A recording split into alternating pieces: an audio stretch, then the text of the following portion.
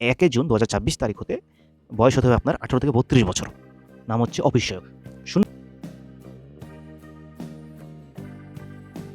জনস্বাস্থ্য প্রকৌশল অধিদপ্তরের নতুন চাকরির বিজ্ঞপ্তি প্রকাশিত হয়েছে।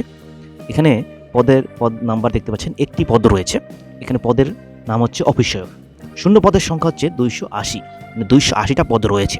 তো এটা কথা বলার একটাই কারণ এখানে অনেক লোক নিচ্ছে, এই জন্য। কারণ একটা পদে নিচ্ছে 280 জন। এটা কিন্তু অনেকটা বড় সুযোগ।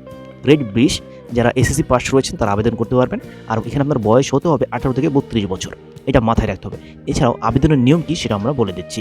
ভিডিওটা খুবই ছোট কিন্তু খুবই ইম্পর্টেন্ট একটা ভিডিও, তাই সবাই দেখবেন। কারণ এতটুকু যদি ভিডিও না দেখতে পারেন জীবনে কিছুই করতে পারবেন না।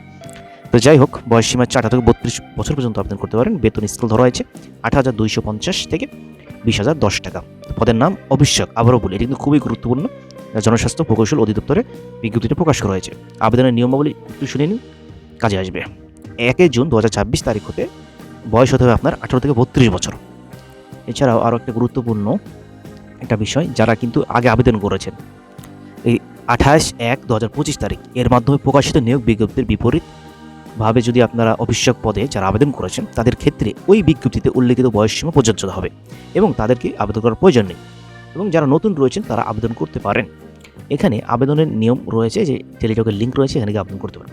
আমাদের কাছ থেকে খুবই স্বল্প খরচে আবেদন করতে পারবেন। সেক্ষেত্রে আপনারা কমেন্ট করবেন, আমরা আপনাদেরকে জানিয়ে দেবো কীভাবে কী করতে হবে।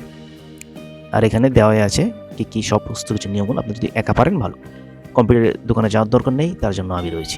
তো যাই হোক, এখানে অনেক কিছু আছে ইনফরমেশন, এগুলো আপনারা পড়ে নেবেন।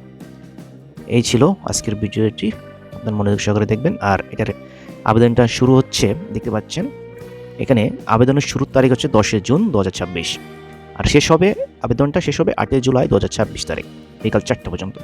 8 জুলাইয়ের আগে আপনারা আবেদন করে নেবেন যারা অফিস সহায়ক পদে আগ্রহী রয়েছেন, এসএসসি পাস রয়েছেন। এখন দেখছি এইচএসসি পাস করাও তারা আবেদন করছে। যাই হোক, ভিডিওটা কেমন লেগেছে খুবই ছোটো বানিয়েছি যাতে আপনারা সহজেই বুঝতে পারেন। ধন্যবাদ সবাইকে।